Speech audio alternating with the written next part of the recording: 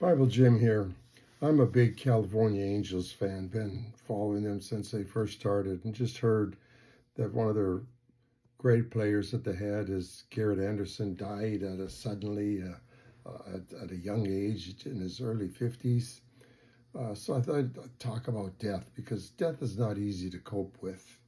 It seems so final. Uh, it gets like Garrett Anderson is gone. I'm certain you all have experienced death. You know what it feels like. It's really hard expected when it's unexpected, like with Anderson when he just all of a sudden went to the hospital and suddenly died. I don't care how much faith you have, it's still hard to accept. Death just seems so final. Even Jesus struggled with death. Listen to this in John. He had a friend named Lazarus. Okay, Lazarus was dying, and his sister sent for Jesus. But by the time Jesus got there, Lazarus had already been dead and in the tomb for 3 days. But listen what it says here. Starting with verse 33. It said, when Jesus saw her weeping, and the Jews who had come along with her also weeping, he was deeply moved in spirit and troubled.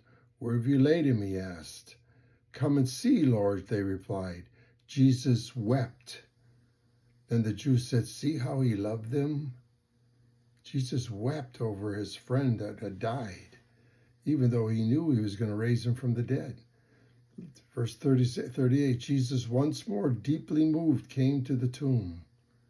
So even Jesus, even though he knew he was going to raise him from the dead, he was deeply moved by death itself.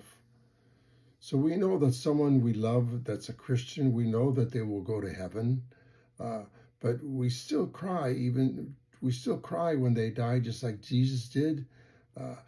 We are deeply moved, just like Jesus was. Death is not easy to deal with. In 1 Corinthians, it tells us this in chapter 15, starting at verse 50. This is the promise God gives us. I declare to you, brothers and sisters, that flesh and blood cannot inherit the kingdom of God. Our flesh and our blood is going to go into the grave. Nor does the perishable inherit the imperishable. Listen, I tell you a mystery.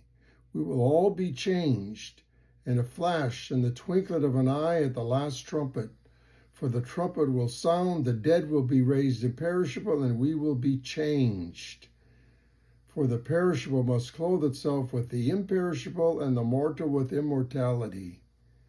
When the perishable has been clothed with perishable, then the saying that is written will come true. Death has been swallowed up in victory.